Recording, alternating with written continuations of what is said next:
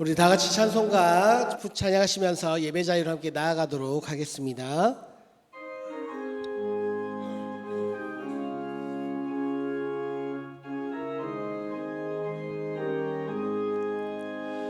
슬픈 마음 있는 사람 예수 이름 믿으면 영원토록 변함없는 기쁜 마음 얻으리. 예수의 이름은 세상의 소망이요 예수의 이름은 전국의 기쁨일세. 거룩하신 주의 이름 너의 방패 삼으라. 환난 시험 당할 때에 주께 기도드려라.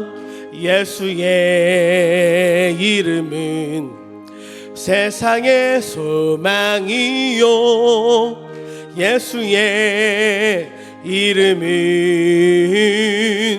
전국의 기쁨일세. 존귀하신 주의 이름 우리 기쁨 되도다. 주의 품에 안길 때에 기뻐 찬송 부르리.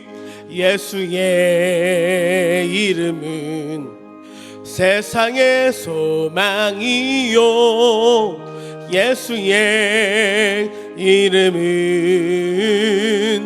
전국의 기쁨일세. 우리 갈 길 다 간 후에 보좌 앞에 나아가 왕의 왕께 경배하며 멸류관을 드리리. 예수의 이름은 세상의 소망이요 예수의 이름은 전국의 기쁨. 예수 십자가에 흘린 피로써 그대는 씻기어 있는가. 더러운 죄 희게하는 능력을 그대는 참으지 않은가. 예수의 보혈로 그대는 씻기어 있는가. 마음속에 여러가지 죄악이 깨끗이 씻기어 있는가. 주 예수와 밤낮으로 늘 함께 그대는 행동을 하는가. 아무 때나 어디서나 그대는 십자가 붙들고 있는가. 예수의 보혈로 그대는 씻기어 있는가. 마음속에 여러가지 죄악이 깨끗이 씻기어 있는가. 주님 예수 다시 올 때 그대는 영접할 예복이 있는가. 그대 몸은 거룩한 곳 천국에 들어갈 준비가 됐는가. 예수의 보혈로 그대는 씻기어 있는가. 마음속에 여러가지 죄악이 깨끗이 씻기어 있는가. 모든 죄에 더러워진 예복을 주 앞에 지금 다 벗어서 샘물같이 솟아나는 보혈로 눈보다 더 희게 씻으라. 예수의 보혈로 그대는 씻기어 있는가. 마음속에 여러가지 죄악이 깨끗이. 우리 다시 한번 찬양하겠습니다. 예수 십자가에 흘린 피로써 그대는 씻기어 있는가. 더러운 죄 희게하는 능력을 그대는 참으지 않은가. 예수의 보혈로 그대는 씻기어 있는가? 마음속에 여러 가지 죄악이 깨끗이 씻기어 있는가? 주 예수와 밤낮으로 늘 함께 그대는 행동을 하는가? 아무 때나 어디서나 그대는 십자가 붙들고 있는가? 예수의 보혈로 그대는 씻기어 있는가? 마음속에 여러 가지 죄악이 깨끗이 씻기어 있는가? 주님 예수 다시 올 때 그대는 영접할 예복이 있는가? 그대 몸은 거룩한 곳 천국에 들어갈 준비가 됐는가? 예수의 보혈로 그대는 씻기어 있는가? 마음속에 여러 가지 죄악이 깨끗이 씻기어 있는가? 모든 죄에 더러워진 예복을 주 앞에 지금 다 벗어서 샘물같이 솟아나는 보혈로 눈보다 더 희게 씻으라. 예수의 보혈로 그대는 씻기어 있는가? 마음속에 여러 가지 죄악이 깨끗이 씻기어 있는가? 예수의 보혈로 그대는 씻기어 있는가? 마음속에 여러 가지 죄악이 깨끗이 씻기어 있는가?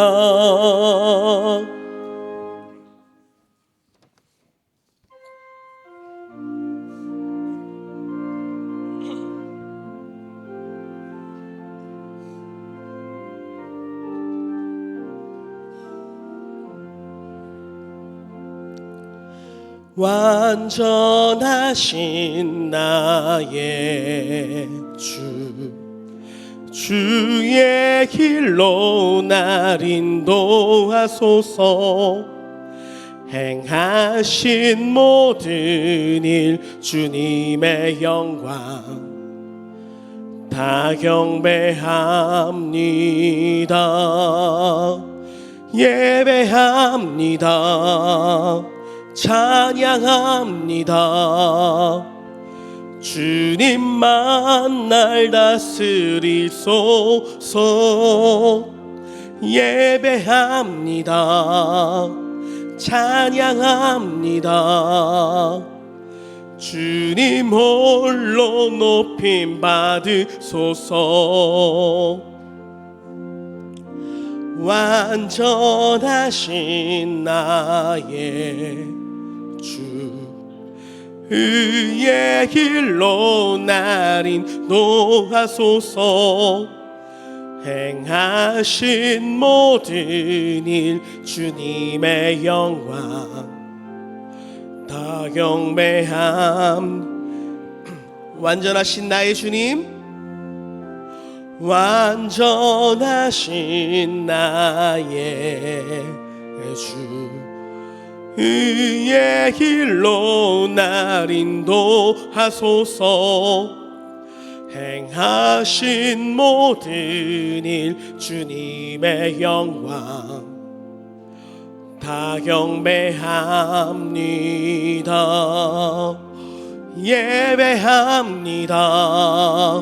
찬양합니다. 주님만 날 다스리소서. 예배합니다. 찬양합니다. 주님 홀로 높임 예배합니다. 예배합니다. 찬양합니다. 주님만 날 다스리소서. 예배합니다. 찬양합니다. 주님 홀로 높임 받으소서.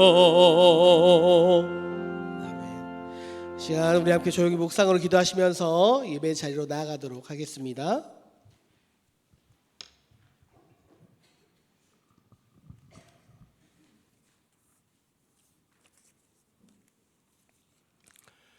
가능하신 분들은 다 같이 일어나셔서 왕이신 나의 하나님 두 번 찬양하시면서 대림절 첫 번째 주일 3부 예배를 하나님께 올리겠습니다.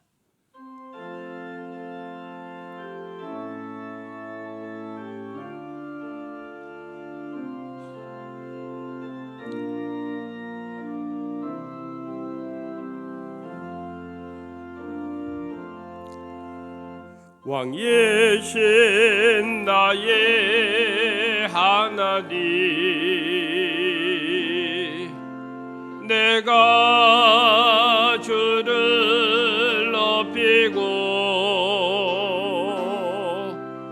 영원히 주의 이름을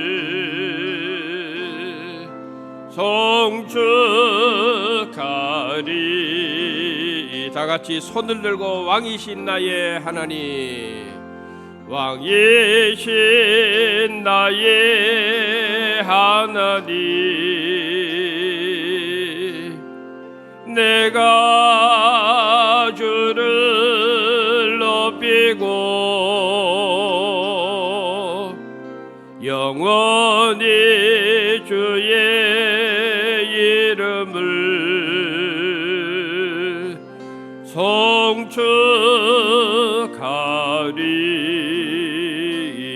송축하리이다.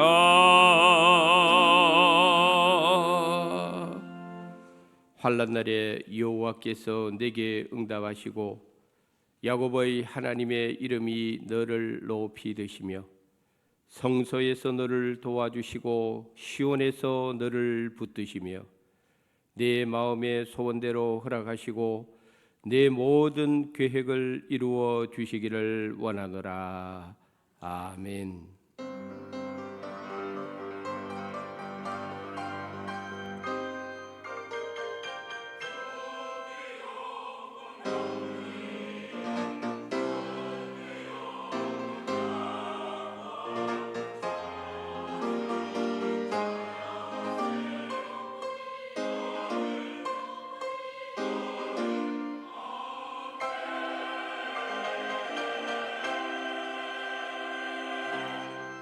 성삼위 하나님께 찬양과 영광과 경배를 돌리나이다. 한 주간도 주님의 은혜 가운데 저희들의 걸음걸음 지켜주셨다가 오늘 거룩한 12월 첫 번째 주일 대림절 세 번째 대림절 3부 예배로 하나님 앞에 영광 돌리게 하심을 감사합니다. 오늘도 우리가 드리는 이 예배 가운데 임재하여 주셔서 우리의 예배를 받아주시고 구약의 신실한 믿음의 성도들이 메시아의 오심을 기다린 것처럼 우리들의 마음에도 다시 오실 예수 그리스도를 바라보는 큰 믿음을 아낌없이 허락하여 주시옵소서. 시작하는 시간입니다. 마치는 시간까지 우리 가운데 함께해 주실 줄 믿고 우리의 영원한 메시아 되시는 그리스도 예수님의 이름으로 감사하며 기원드리옵나이다. 아멘.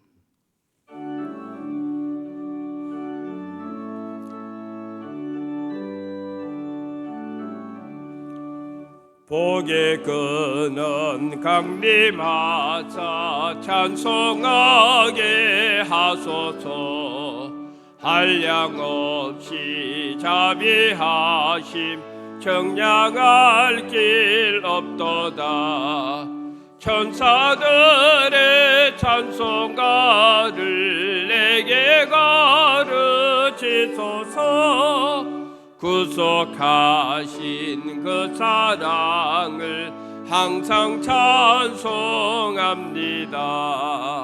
주의 크신 도움 받아 이때까지 왔으니 이와 같이 천국에도 이르기를 바라네. 하나님의 품을 떠나 죄에 빠진 우리를 예수 구원하시려고 보혈 흘려주셨네. 주의 귀한 은혜 받고 일생 빚진 자 되네. 주의 은혜 샀을 때사 나를 주께 매소서. 우리 마음은 연약하여 범죄하기 쉬우네.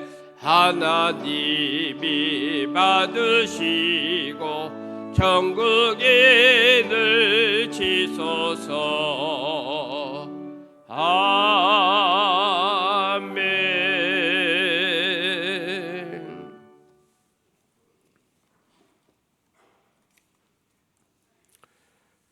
성문으로 나아가라 나아가라, 백성이 올 길을 닦으라.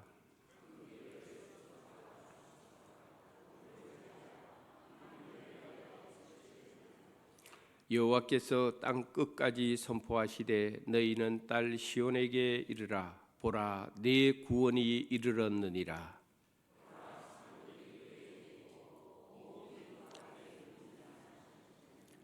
사람들이 너를 일컬어 거룩한 백성이라 여호와께서 구속하신 자라 하겠고,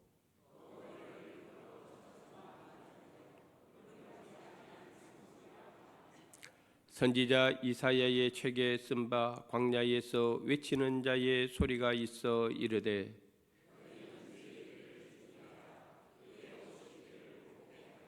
모든 골짜기가 메워지고 모든 산과 작은 산이 낮아지고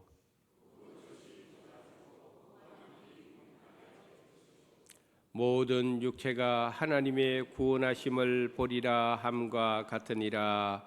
아멘. 나는 전능하신 아버지 하나님 천지의 창조주를 믿습니다. 나는 그의 유일하신 아들 우리 주 예수 그리스도를 믿습니다.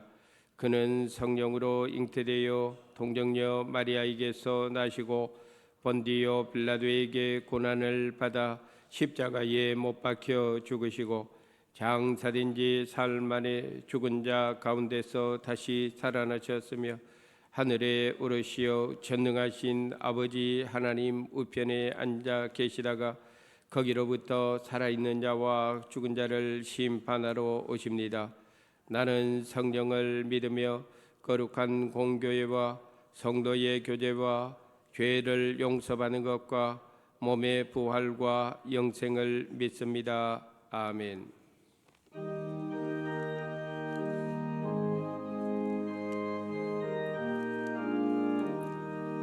주의 피로 이룬 샘물 참 깊고 넓도다. 구원하는 그 신능력 더 찬송할지라.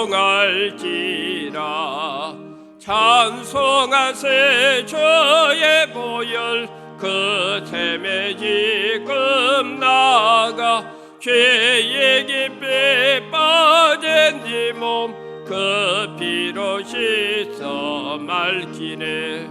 죄악 세상 이김으로 거룩한 길 가는 나의 마음 성전 삼고 주께서 계시네. 찬송하세 주의 보혈 그 샘에 지금 나가 죄의 깊이 빠진 네 몸 그 피로 씻어 맑히네. 주 예수를 깊이 아는 놀라운 그 은혜 하늘나라 즐거움이 매일 새롭도다. 찬송하세 저의 보혈 그 샘에 지금 나가 죄의 깊이 빠진 이 몸 그 피로 씻어 맑히네.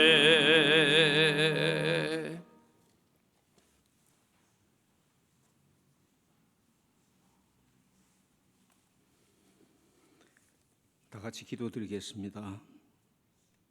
영광과 존귀와 찬양을 받으시기에 합당하신 하나님, 부족한 저희를 긍휼히 여기시어 은혜의 자리로 인도하여 주심에 감사를 드립니다.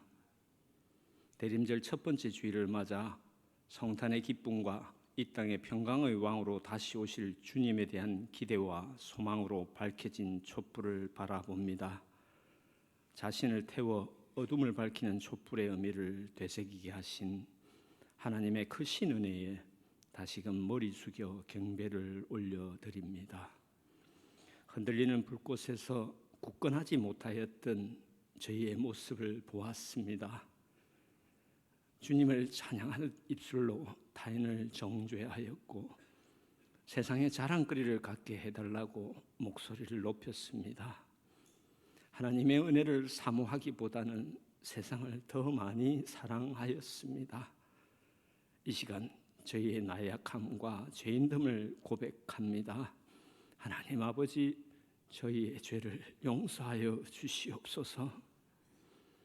자비로우신 하나님, 주님 오실 날을 기다리는 저희가 어둠에 빠지지 않게 지켜 주옵소서. 사랑하는 마음, 겸손한 마음, 이해하는 마음을 주시어 미움과 불신의 골짜기를 메우고 더 많은 이들을 구원의 길로 이끄는 희망의 등대지기로 세워 주시옵소서. 저희의 모든 것들이 아버지께 영광 돌리기 위한 아름다운 헌신으로 사용되어 사랑과 기쁨이 넘치는 수완교회로 소문나게 하옵소서. 지금 이 땅에도 주님을 기다리는 많은 백성들이 있습니다. 점점 살기가 어렵다고 희망을 잃어버린 그들이 왕으로 오신 주님을 맞이하여 이 세상의 소망이 아니라 하늘의 새 소망을 가질 수 있도록 주님 도와주시옵소서. 하늘의 음성을 듣는 자들에게 크고 놀라운 구원의 축복의 소식이 임하게 하여 주옵소서. 주님의 전인 수완교회가 내년에도 많은 일들을 계획하였습니다. 내가 반석 위에 나의 교회를 세우리니 음부의 건세가 이기지 못하리라는 말씀처럼 어떤 시험이 오더라도 조금도 흔들리지 않는 수완교회가 되게 하여 주옵소서. 주님의 교회에 속한 각 기관마다 내년에 일할 새로운 일꾼을 뽑았습니다. 새로운 계획을 세우고 헌심을 다짐할 일꾼들마다 사람들에게 보이기보다 주님의 말씀 앞에 종의 모습으로 순종하는 자들 되어 더욱 큰 일을 이루어 갈 수 있는 일꾼들 되게 하옵소서. 이 시간 주님의 탄생을 기다리는 절기에 주님께서 저희들에게 전하시고자 하시는 말씀을 목사님을 통해 듣고자 합니다. 말씀으로 이 땅에 오신 주님을 생각하며 전해지는 말씀마다 은혜가 되게 하시며 이 땅에 흰 눈으로 덮은 것처럼 우리의 모든 죄를 주님의 보혈로 씻음받는 시간 되게 하옵소서. 시온 찬양대가 강구와 함께합니다. 강구를 드립니다. 오늘 예배를 주님 받아주시옵고 드리는 저희들에게 감사와 기쁨의 시간이 되게 하여 주시옵소서. 우리를 죄에서 구원하시려고 이 땅에 오신 예수 그리스도의 이름으로 기도드리옵나이다. 아멘.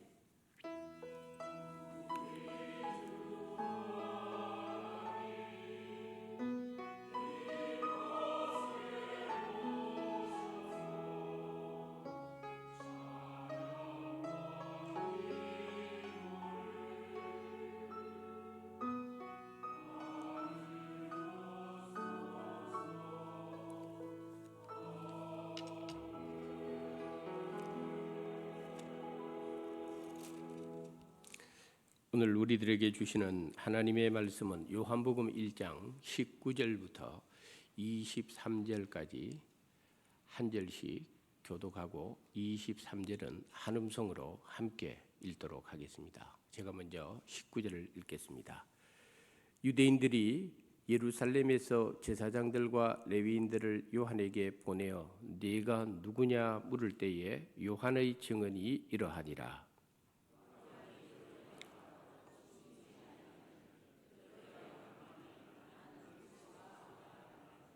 또 묻되 그러면 누구냐 네가 엘리야냐 이르되 나는 아니라. 또 묻되 네가 그 선지자냐 대답하되 아니라.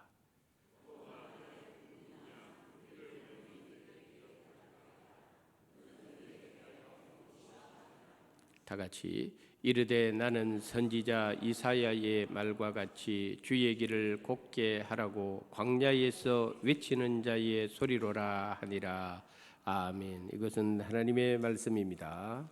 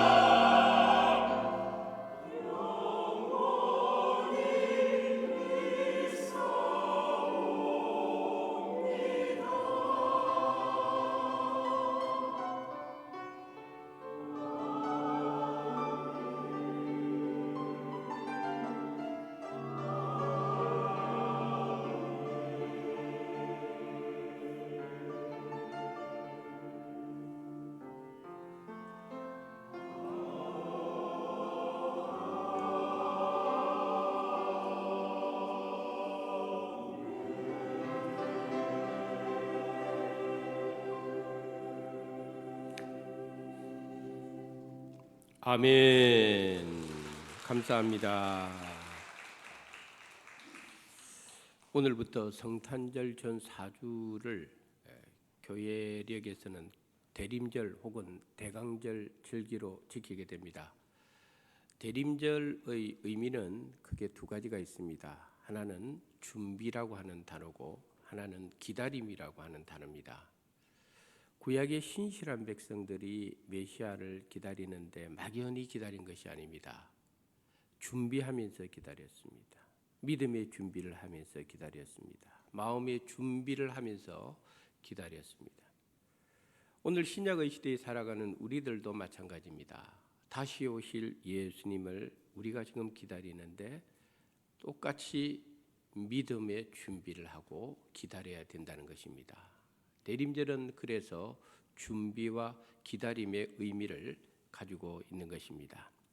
매년 이맘때가 되면 교회마다 성탄 준비를 많이 합니다. 성탄 트리도 성탄 장식도 교회 내 외부에 하고 또 교회 행사 프로그램으로 성탄절과 관련된 연극이나 찬양이나 기타 여러 가지 행사를 준비를 합니다. 제가 호주에 있을 때 매년 성탄 시즌을 앞에 두고 대략 한 달 혹은 한 달 반 전부터 지역 신문에 성탄 장식을 하는 집들 가운데에서 가장 멋지고 가장 아름답게 잘 장식한 그런 집을 선정을 해서 상도 주고 지역 신문에도 소개하는 그런 일들이 매년 있습니다. 그래서 성탄절 전후로 해서 그 성탄 장식을 한 집들을 찾아다니는 재미도 굉장히 좋습니다. 우리 한국에서 쉽게 볼 수가 없을 가정집에서 저렇게 크게 거대하게 멋지게 화려하게 성탄 장식을 준비할 수 있을까? 처음에는 상당히 놀랐습니다. 호주는 전기세가 굉장히 비쌉니다. 전기세가 비싸기 때문에 그런 장식을 한 달에서 한 달 반 정도 밤에 밤새도록 그렇게 성탄 장식한 그 불이 사람들의 이목을 끌고 또 지나가던 사람들이 운전하던 사람들이 거기에서 멈춰 가지고 사진도 찍고 하면서 제가 생각하기를 내가 낼 전기세는 아닌데 야, 저 전기세 어떻게 감당할까? 저 집이 얼마나 부자면은 저렇게 할까? 그런 생각을 할 때가 많습니다. 그런 집들이 굉장히 많습니다. 근데 나중에 알게 되었습니다. 그 사람들이 그 한 달에서 한 달 반 정도의 성탄 시즌을 위해서 온 가족이 저축을 하는 거예요. 그게 드는 비용이 큽니다. 전기세도 많이 나옵니다. 그러나 그것을 위해서 이 사람들이 온 가족이 힘을 모아가지고 1년 동안 저축을 해서 그 장식을 해가지고 그 모든 것을 감당하는데요. 그게 그 가정의 기쁨일 뿐만 아니라 그 주변에 다니는 수많은 사람들에게 그 장식을 통해서 기쁨을 주는 거예요. 사람들이 그걸 보고 다 좋아해요. 내 집은 아니지만은 내가 한 장식은 아니지만은 그래서 제가 그때 느낀 게 있습니다. 아하, 우리 그리스도인의 삶이 이래야 되지 않을까? 내가 기쁘다고 해서 다른 사람을 힘들게 해서도 안 되고 나의 기쁨이 있으면 남도 기쁘게 할 수 있는 그런 삶을 살아야 되지 않겠느냐 하는 것을 제가 그때 많이 느꼈습니다. 사도 바울이 고린도후서 5장 9절에 보면은 우리가 몸에 있든지 몸을 떠나든지 간에 우리는 주를 기쁘시게 하는 자가 되기를 힘쓰라 하는 말씀이 있어요. 저를 보면 우리 모두는 나도 기쁘고 남도 기쁘게 하고 특별히 하나님 앞에서 주를 기쁘시게 하는 자들이 다 될 수 있기를 주님의 이름으로 축복합니다. 이처럼 성탄을 위해서 준비하는 이런 과정을 보면서 성경에 우리 하나님께서도 메시아를 보내기 전에 하나님께서 준비하신 것이 있었다 하는 것을 오늘 본문을 통해서 가르쳐주고 있는 것입니다. 하나님이 무엇을 준비했을까? 그것은 바로 메시아의 길을 평탄하게 하기 위한 세례 요한을 하나님께서는 준비해 두고 계셨다는 것을 성경이 증거하고 있는 것입니다. 그러므로 예수님의 탄생과 더불어서 정말 빼놓을 수 없는 중요한 인물이 세례 요한이고, 누가복음 1장을 읽어보면 예수님의 탄생보다도 먼저 이야기하고 소개하고 언급하고 말해주고 있는 것이 세례 요한이 어떻게 출생하게 되었으며 그의 사명이 무엇이었는가를 누가복음 1장에서 예수님의 탄생보다 먼저 언급을 할 정도로 세례 요한은 중요한 믿음의 사람이었던 것입니다. 세례 요한의 아버지는 사가랴입니다. 그는 제사장이었다고 성경이 기록하고 있습니다. 세례 요한의 어머니는 엘리사벳이었습니다.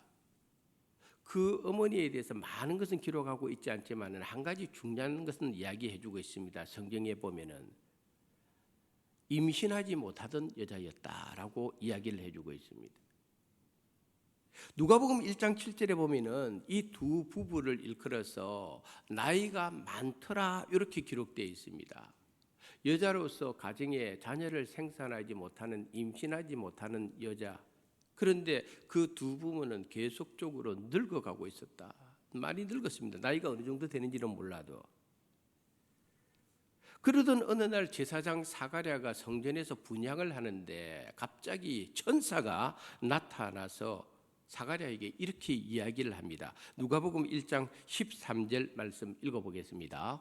천사가 그에게 이르되 사가랴여 무서워하지 말라. 너희의 간구함이 들린지라. 내 아내 엘리사벳이 내게 아들을 낳아 주리니 그 이름을 요한이라 하라. 아멘. 한번 따라합시다. 너희의 간구함이 들린지라. 사가랴가 얼마나 오랫동안 이 하나님 앞에 이 문제를 놓고 기도했는지 모릅니다. 자녀를 낳지 못하는 아내입니다. 두 부부는 자꾸 늙어갑니다. 이제 자녀를 인간적으로 보면은 낳을 수 없는 나이, 생산할 수 없는 불가능한 시대였는데, 그런데 홀연히 주의 사자가 나타나가지고 사가랴에게 사가랴야 너희의 간구함이 내게 들렸다는 거예요. 사랑하는 성도 여러분, 우리가 하나님 앞에 기도를 계속해야 될 일이 여기에 있는 거예요. 기도는 중도에서 포기해서는 안 되는 것. 내가 생각해 볼 때 이제 기도는 하나님 안 들어주시는 것 같아, 포기해야 될 것 같아, 불가능한 것 같아, 내가 결론을 내려서는 안 되는 거예요. 결론은 하나님께 있는 겁니다. 그러면 우리가 할 수 있는 것은 이 사가랴처럼 하나님 붙들고 계속 기도하다 보면은 너희의 간구함이 내게 들린지라. 할렐루야. 이 응답의 역사가 나타나게 되어 있는 겁니다. 그래서 세례 요한이 출생을 하게 되는데 사가랴에게 미리 알려줍니다. 내 아내 엘리사벳이 아이를 낳을 건데 그 남자 아이의 이름을 요한이라 하라 하고 하나님께서 출생하기도 전에 먼저 아이의 이름도 지어주는 것을 볼 수가 있는 것입니다. 우리 예수님께서도 요셉의 입장에서는 자기와 정혼한 마리아가 동침도 하지 않았는데 임신하게 되었다는 소식을 들었을 때에 요셉이 얼마나 고민이 많았습니다. 그런데 요셉의 꿈에 주의 천사가 나타나서 이야기합니다. 요셉아, 마리아를 내게로 데려오는 것에 대해서 두려워하지 마라. 성령께서 역사하신 것이다. 마리아가 아이를 낳을 것이니 그 아이의 이름을 예수라 하라. 할렐루야. 세례 요한도 예수님도 똑같이 출생하기 전에 하나님께서 이름을 다 미리 지어 주었다는 것을 우리가 알 수가 있는 것입니다. 그래서 세례 요한이 출생하게 되었고, 세례 요한의 이 기적적인 출생에 너무너무 감격했던 사가랴가 하나님 앞에 성령의 충만함을 입어서 찬송을 하는 내용이 누가복음 1장에 나오는데, 그 중에 1장 76절에 이런 말씀이 있습니다. 한번 읽어보겠습니다. 이 아이여, 내가 지극히 높으신 이의 선지자라 일컬음을 받고 주 앞에 앞서가서 그 길을 준비하여. 아멘. 한번 따라합시다. 주 앞에 앞서가서 그 길을 준비하여. 세례 요한은 하나님이 준비해 놓은 사람이었다는 것입니다. 그래서 이 세례 요한의 이 출생을 통해서 오늘 우리에게 주는 본문의 말씀의 의미를 살펴보면서 이 시간 함께 은혜를 나누고자 하는 제목은 광야에서 외치는 자의 소리입니다. 세례 요한이 출생하고 나서 세례 요한이 어디에서 살았느냐, 어디에서 사역을 감당했느냐, 성경에 보면은 유대 광야라고 이야기를 해주고 있습니다. 여기서 우리가 한 가지 생각해 볼 것이 있습니다. 적어도 하나님께서 인류 구원이라고 하는 이 놀라운 구속사의 역사를 일으키기 위한 준비 과정으로 세례 요한을 택하여 주셨고 보내주셨다고 한다면은, 그러면 적어도 이 세례 요한이 화려한 궁전이나 그 정도는 아니더라도 좋은 환경에서 생활하게 하고 좋은 환경에서 사역을 하면 되는데, 하나님은 세례 요한을 광야에서 사역하게 만들어 버렸습니다. 광야라고 하는 것은 모든 것이 불편한 곳입니다. 사람이 살기 힘든 곳입니다. 모든 것이 부족한 곳입니다. 근데 왜 하나님은 구속사의 이 비밀을 알고 있는 이 세례 요한을 유대 광야에 두셨느냐는 것입니다. 이해할 수가 없는 부분입니다. 근데 이 세례 요한의 이와 같은 삶과 사역에 대해서 세례 요한이 출생하기 약 700년 전에 하나님은 이사야 선지자를 통하여 미리 다 예언해주고 알려주었다는 것을 가르쳐줍니다. 이사야서 40장 3절 말씀 읽어보겠습니다. 외치는 자의 소리여 이르되 너희는 광야에서 여호와의 길을 예비하라, 사막에서 우리 하나님의 대로를 평탄하게 하라. 아멘. 하나님께서는 세례 요한의 삶과 사명에 대해서 700년 전에 이사야 선지자를 통하여 예언해 두었는데, 오늘 본문에 세례 요한이 자신의 입으로 이사야 선지자를 통하여 예언된 그 말씀을 또 한번 확인해 주고 있는 것을 오늘 본문에서 보여줍니다. 정말 하나님이 택한 사람은, 정말 하나님이 보내준 사람은 자기 마음대로 살 수가 없습니다. 많은 경우 우리가 생활 속에서 일어나고 판단할 때는요, 주로 이성과 상식에 의해서 많이 생각하고 판단합니다. 그래서 우리는 이런 말 많이 합니다. 상식적으로 생각해봐. 상식적으로 그 말이 맞는지 옳은지 상식적으로 이해를 해보라. 상식적으로 행동 좀 해봐. 이게 옳은지 그른지. 우리는 상식과 이성의 테두리 안에서 우리가 살 때가 많이 있습니다. 근데 우리가 한 가지 알아야 됩니다. 오늘 이 세례 요한의 사명과 그의 사역을 통해서 발견할 수 있는 것 중에 하나는 뭐냐면은, 하나님이 일하시는 방식은 우리 인간의 이성과 상식을 뛰어넘어서 일하고 계신다. 우리는 이랬으면 좋겠는데 하지만 하나님은 그렇게 일하지 않았다는 겁니다. 그렇다고 우리가 상식을 무시하며 살자는 것은 아닙니다. 우리는 상식을 인정하며 살아야 됩니다. 상식선에서 생각하고 행동도 해야 됩니다.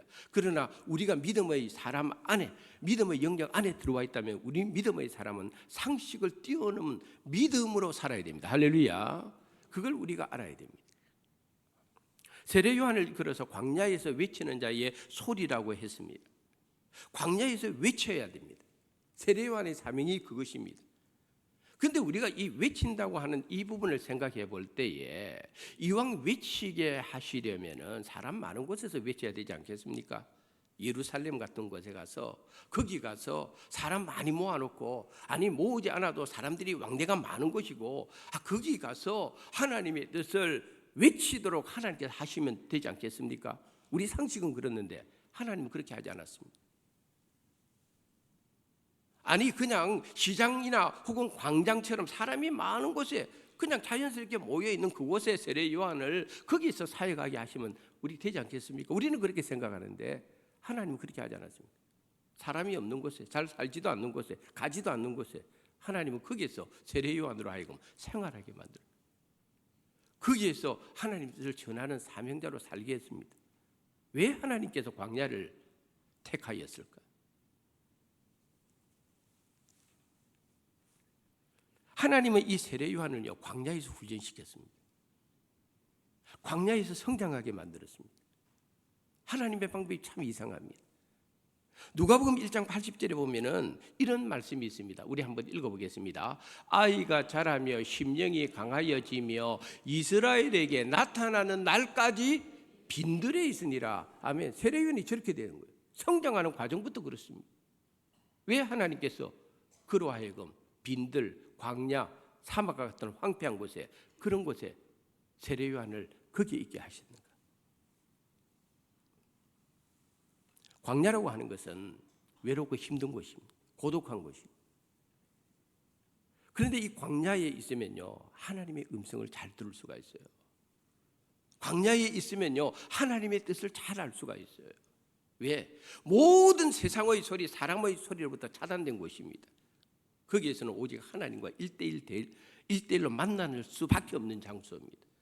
하나님은 세례 요한을 주의 길을 예비하는 자로 훈련시키기 위해서 그로 하여금 광야에서 생활하게 만들었고, 광야에서 하나님과 끊임없이 교제를 나누도록끔 그렇게 광야의 사람이 되게 해 주었던 것을 볼 수가 있습니다. 오늘 우리가 알아야 될 것이 있습니다. 사실 우리는요, 매일같이 너무 많은 이야기를 하고 살고 듣고 삽니다. 도시에 살면서 많은 이 온라인으로 네트워크가 돼가지고 얼마나 많은 사람들이 지금 오늘 이 시대에 교류하는 시대에 살고 있습니까? 저 건너세계에 내가 가보지도 않은 그 땅에 사는 사람들하고도요. 세상 속에 살면서 세상의 이야기 많이 듣고 사람의 이야기 많이 듣는데 정작 하나님의 음성이 내게 들리지 않는 이유가 바로 여기에 있는 겁니다. 우리에게는 광야가 없어서 그런 거예요. 광야가 없는 거예요. 사람 사는 곳에 사람들은 많은데 정말 하나님의 뜻을 분별하고 하나님의 음성과 하나님의 뜻을 아는 그런 광야가 우리 속에는 없는 겁니다. 이것이 우리 그리스도인들의 문제가 되는 것입니다. 예루살렘에 살던 당시 유대 종교 지도자들 입장에서 보면은 그들은 멋지고 화려한 종교인의 예복을 갖춰 입고 사람들에게 존경을 받고 하나님께 매일같이 드리는 제사를 통해서 거기서 제사 음식을 먹는데, 저 유대 광야에 살고 있는 세례 요한이라고 하는 사람을 보니 약대 트롯을 입고 메뚜기와 석청을 먹고 야생적으로 그냥 그렇게 사는 것이 이해가 되지 않았습니다. 도대체 저 사람이 누구지? 뭐 하는 사람이지? 근데 왜 사람들이 저 사람에게 세례를 받으러 저렇게 몰리는 것이지? 그래서 유대의 종교 지도자들이, 예루살렘에 있던 사람들이 레위인들과 제사장들 그룹을 무리를 지어가지고 세례 요한에게 가서 질문을 하게 되는 내용이 오늘 본문의 내용입니다. 그들은 세례 요한에게 와서 묻습니다. 네가 누구냐? 당신 누구야? 뭐 하는 사람이야? 오늘 이 질문 속에 대림절을 보내는 우리들에게 던지는 메시지입니다. 내가 누군지 모르고 살아가는 사람들 얼마나 많습니까? 내가 누군지, 내가 무슨 존재인지, 내 삶의 의미가 뭔지. 대림절은요, 내가 누구인지를 확인하는 시간이에요. 내가 하나님 앞에서 어떤 존재인지. 저는 설교를 준비하면서 그래서 항상 내가 누구지? 나의 사명이 무엇이지? 내 삶 속에 광야가 어디가 되어야 되는 것이지? 매주일마다 빠뜨리지 않고 하는 기도 중에 하나가 이겁니다. 하나님, 제가 광야에서 외치는 자의 소리가 되어야 되지 않겠습니까? 세례 요한이 자기 이야기했습니까? 자기 생각 이야기했습니까? 하나님이 주시는 말씀, 하나님의 뜻만을 선포하고 외치도록 하지 않았습니까? 그렇다면 저는 매주일마다 우리 교인들에게 설교를 할 때 내가 좋아하는 이야기, 교인들이 듣기 좋은 이야기를 해야 됩니까? 듣기 좋은 설교를 해야 됩니까? 듣고 싶은 설교를 해야 됩니까? 그렇진 않지요. 2023년 12월 3일 3부 예배에 모인 성도들에게, 그날 그 시간에 그 상황 속에 놓여 있는 성도들에게 하나님 어떤 말씀을 저를 통해서 증거하기를 원하십니까? 그 말씀이 저에게 와야 됩니다. 한 주간도 빠지지 않고 하는 기도가 그겁니다. 내가 하고 싶은 설교하지 말게 하시고 교인들이 듣고 싶은 설교 듣게 하지 말게 하시고, 그날 것이 하나님이 하시기를 원하는 말씀만 증거하게 하시옵소서. 할렐루야. 그러려면 목회자는요, 자기 스스로가 말씀의 광야 앞에 서 있어야 되는 거예요. 거기서 하나님의 음성을 들을 수 있어야 되고, 하나님의 뜻을 들을 수 있어야 되고, 하나님의 마음을 발견할 수 있어야 되는 것입니다. 사실 이 레위인들과 제사장들 그룹은 세례 요한이 혹시나 우리가 오랫동안 기다려왔던 그 메시아가 아닐까 하는 일말의 의심이면서도 궁금해서 물어본 겁니다. 네가 누구냐? 근데 세례 요한이 벌써 그들의 마음을 읽었습니다. 아, 저 사람들이 나를 그리스도라고 아닌가 하고 질문을 하는구나. 그래서 오늘 보면 20절에 보니까 세례 요한이 드러내어 말하고 숨기지 아니하니 나는 그리스도가 아니라 단호하게 이야기를 합니다. 나는 그리스도가 아니야. 아주 단호합니다.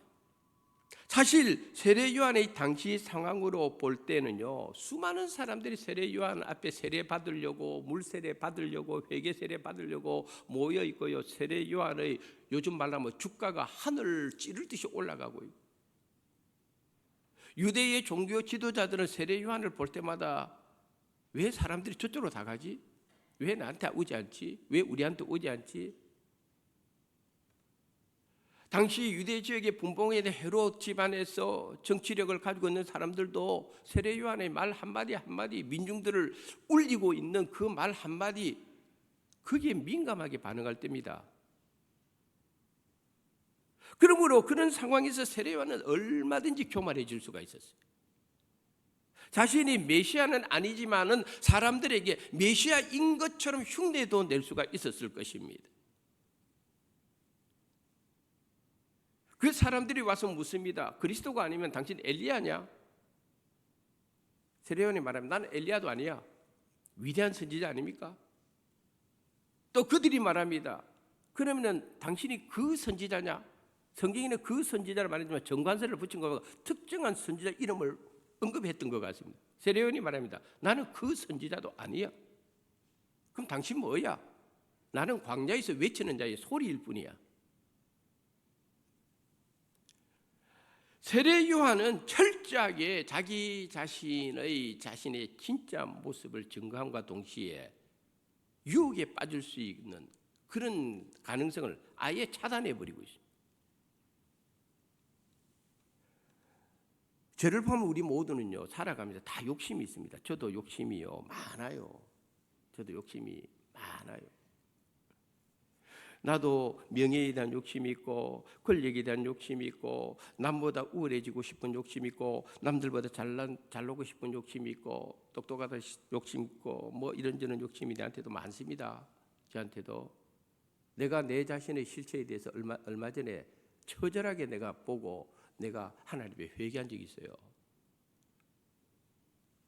제가 총회 주관의 어느 집회에 교회에 갔는데 먼 곳에 있으니까 조금 늦게 가다 보니까 자리가 저 뒤쪽에 있었어요.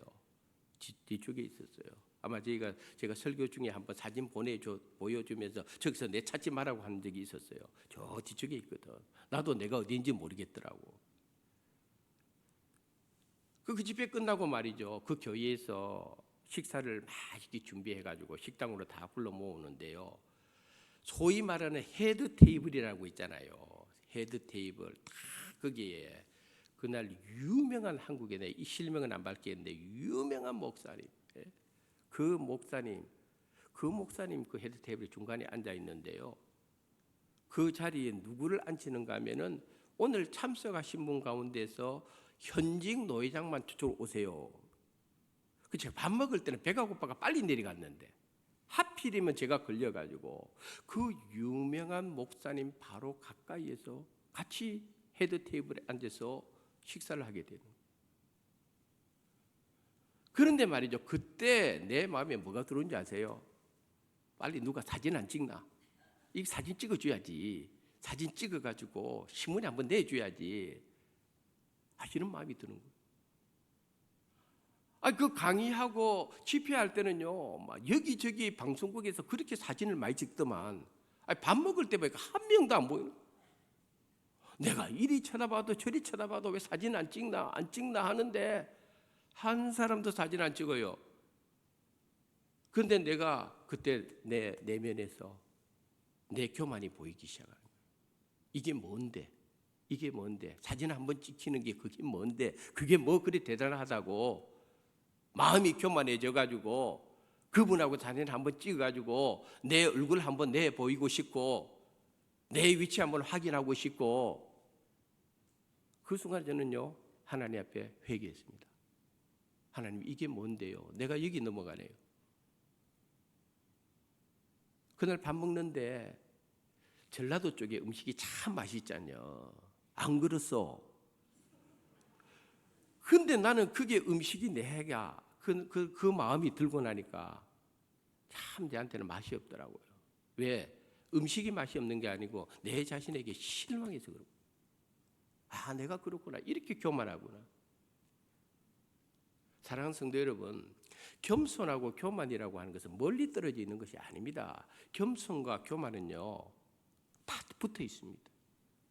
한 걸음 저쪽으로 가면은 겸손이고 한 걸음 저쪽으로 가면은 교만해지는 거예요. 그렇습니다. 마태복음 16장에 읽어보면은 우리 예수님 앞에서 베드로가 유명한 신앙 고백하지 않습니까? 주는 그리스도시요 살아계신 하나님의 아들입니다. 그랬더니 예수님이 베드로를 칭찬하지 않나요? 바요나 시몬아 네가 복이 있도다. 너를 이 진리를 알게 한 것은 혈육이 아니요 하늘에 계신 하나님이 너에게 알게 하셨다. 내가 너에게 천국 열쇠를 주니 네가 땅에서 매면 하늘에서 매일 것이고 땅에서 풀면 하늘에서도 풀릴 것이고. 베드로가요 어마무시한 칭찬받았어요. 그 칭찬받고 넘어집니다. 베드로가 조금 전에 칭찬받았는데요 바로 넘어져서 예수님 베드로 뭐라 그럽니까? 사탄아 내 뒤로 물러가라. 사탄아 내 뒤로 물러가라는 거예요. 베드로 한 사람이 그렇게 바뀌어지는 거예요. 한순간에 그렇게 바뀌어지는 것입니다. 사무엘상 20장에 보면은 다윗이 막 사울 왕에게 쫓김을 당하는데 그래도 사울 왕의 아들 중에 하나 요나단이 다윗에게 참 힘이 되어주고 위기를 여러 번 물리칠 수 있도록 지혜도 주지 않습니까? 다윗이 요나단을 만나가지고 이런 이야기를 합니다. 사무엘상 20장 3절 말씀 읽어보겠습니다. 다윗이 또 맹세하여 이르되 내가 내게 은혜 받은 줄을 내 아버지께서 밝히 알고 스스로 이르기를 요나단이 슬퍼할까 두려운즉 그에게 이것을 알리지 아니하리라 함이니라. 그러나 진실로 여호와의 살아계심과 내 생명을 두고 맹세하노니 나와 죽음 사이는 한 걸음뿐이니라. 아멘. 다윗이 그런 거예요.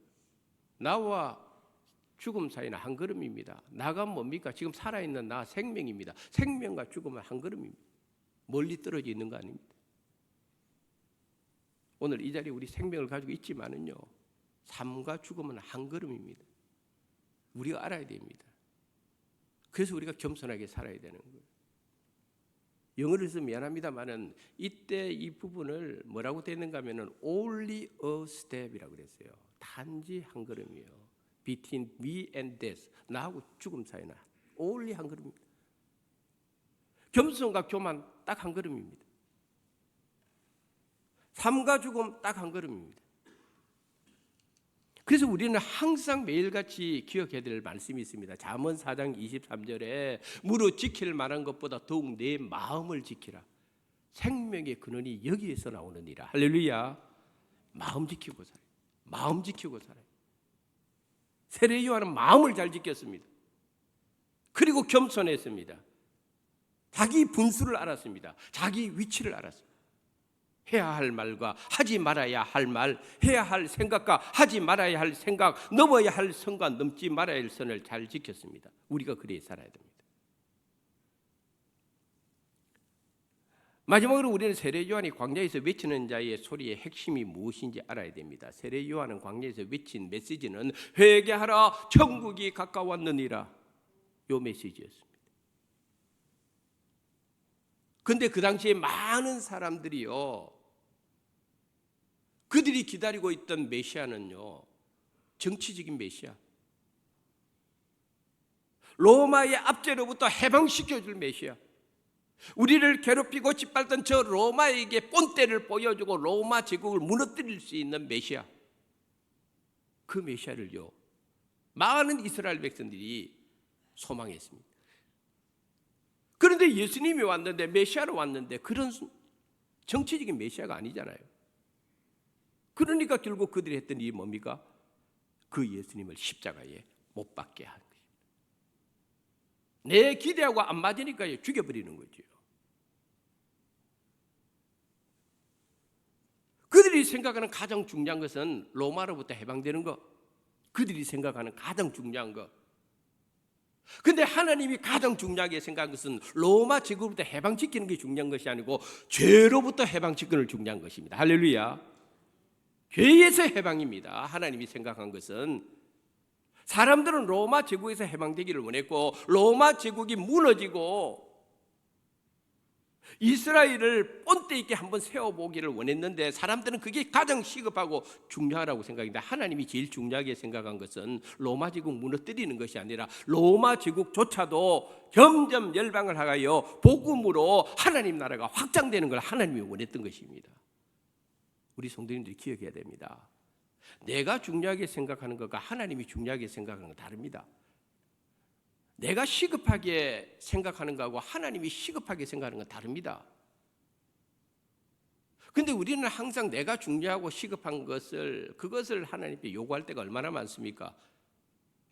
하나님 보실 때 우리의 그런 모습이 얼마나 어리석겠습니까?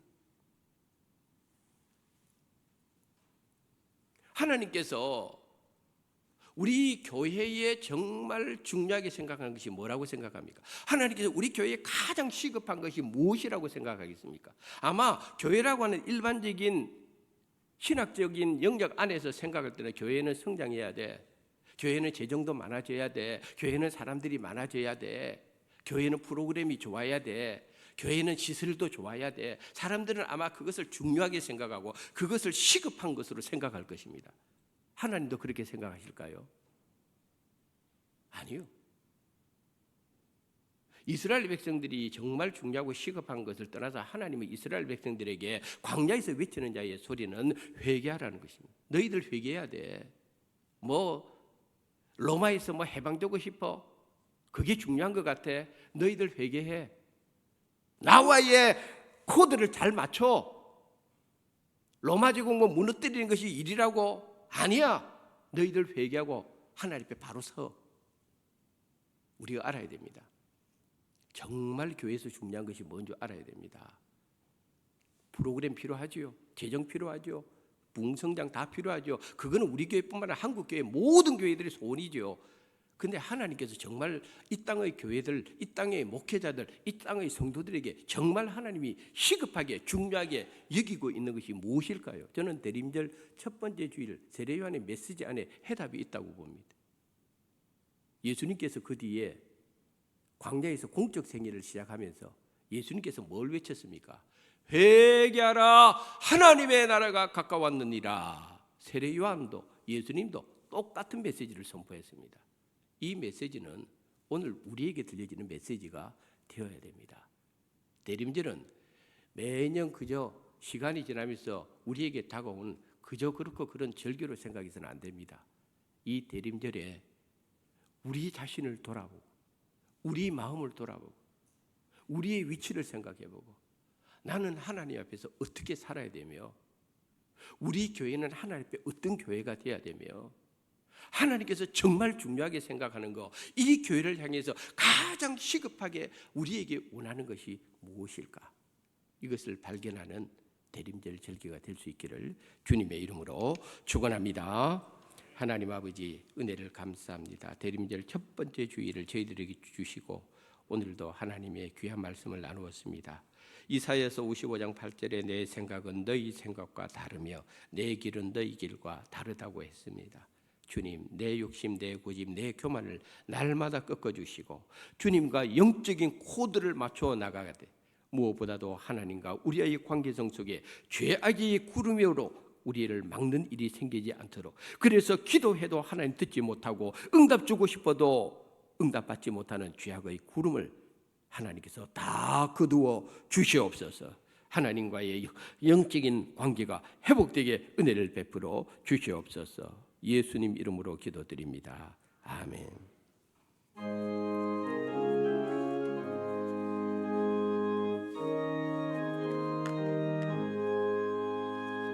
인내하신 곳에 주여 내가 비우니 죄인 오라 하실 때에 날 부르소서. 주여 주여 내가 비우니 죄인 오라 하실 때에 날 부르소서. 자비하신 보좌 앞에 끌어엎드려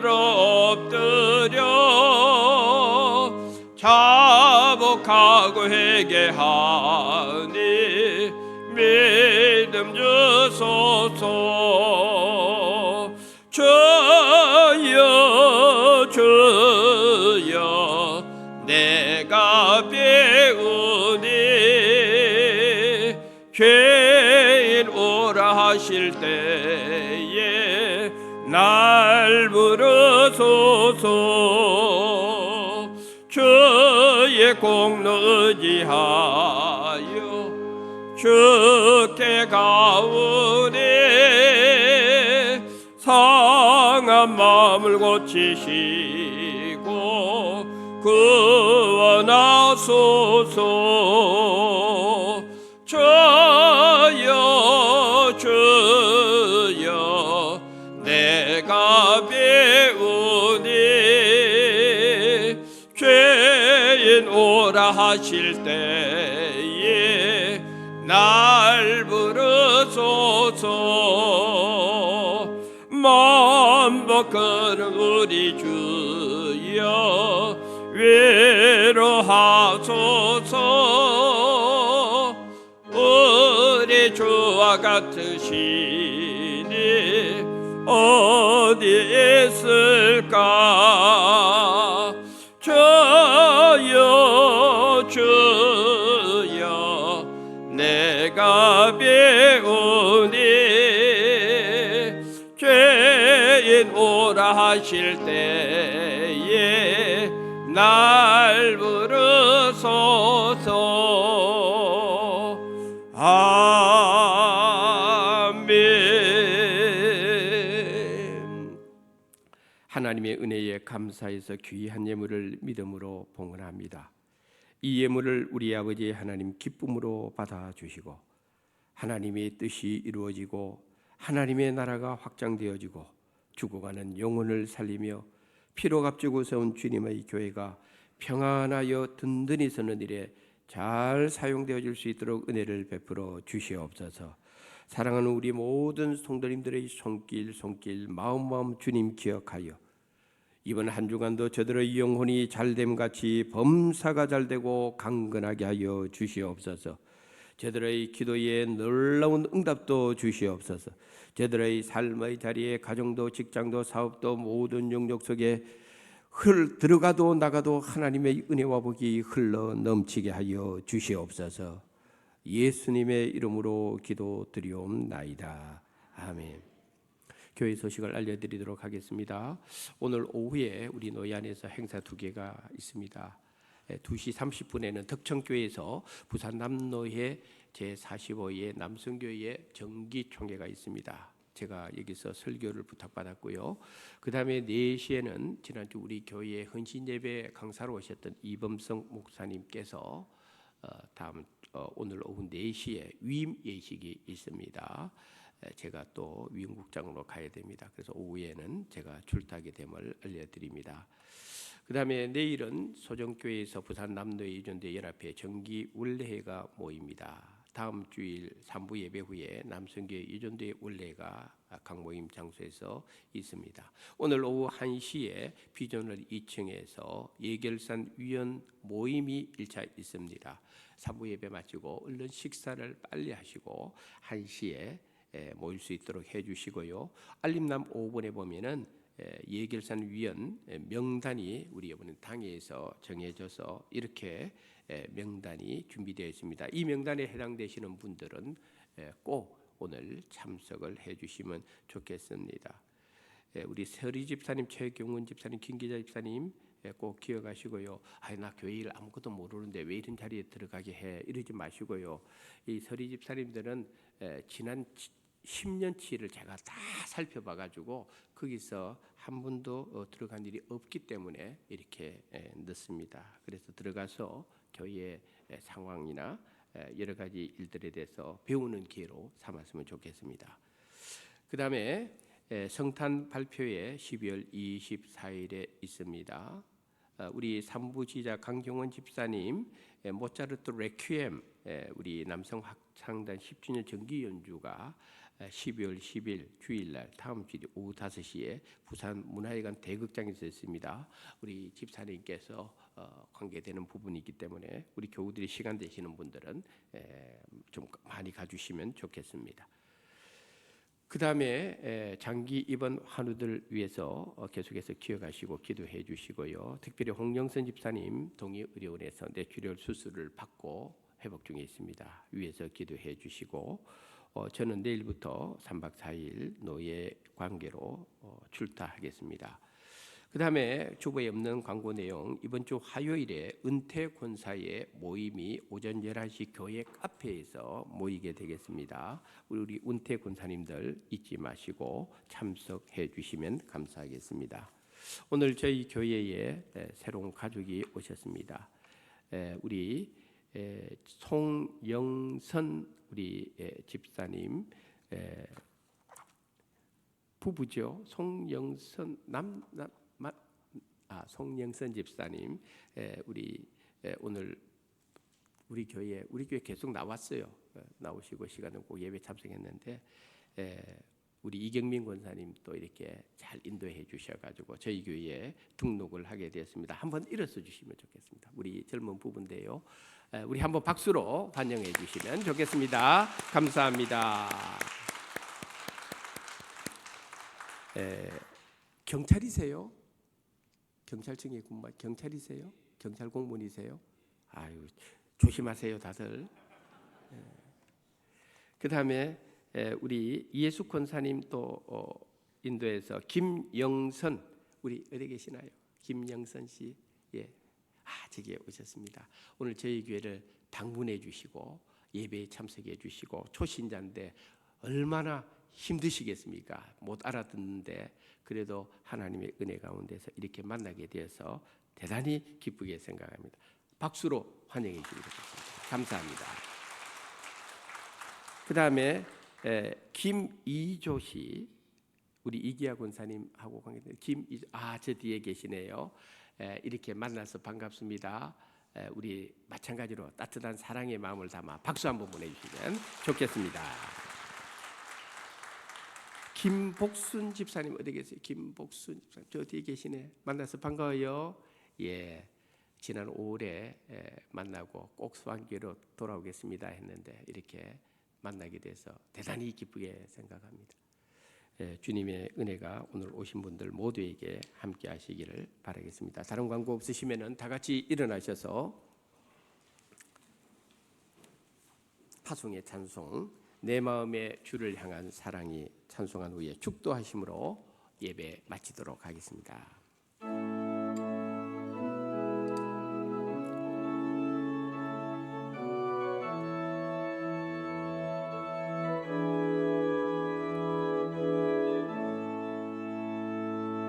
내 마음의 주를 향한 사랑이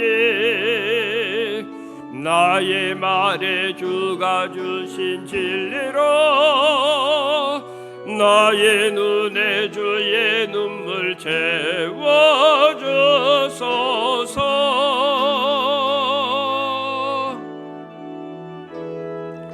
내 입술에 찬양의 향기가 두 손에는 주를 닮은 섬김이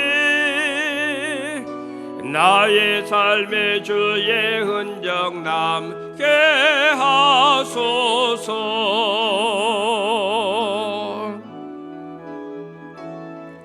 하나님의 사랑에 영원히 함께하리. 십자가의 길을 걷는 자에게, 순교자의 삶을 사는 이에게,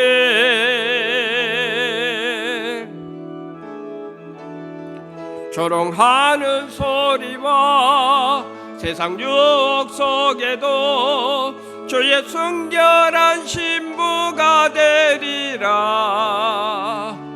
내 생명 주님께 드리리.